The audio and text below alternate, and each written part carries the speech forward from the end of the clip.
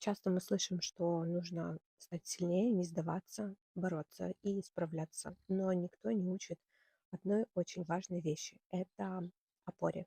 Потому что сила заканчивается, можно устать, можно испугаться, можно растеряться, и это, в принципе, нормально. Но когда внутри есть опора, то тебе уже не нужно каждый день доказывать миру, что ты сильный человек. Ты просто знаешь, что ты справишься. И именно поэтому в августе в своем телеграм-канале мы начинаем новую главу. И она называется как раз-таки «Внутренняя опора».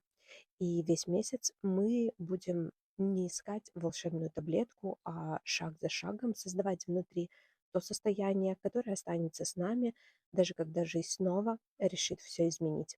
И если ты чувствуешь, что сейчас тебе это откликается, то я жду тебя в своем канале. Ссылка в шапке профиля.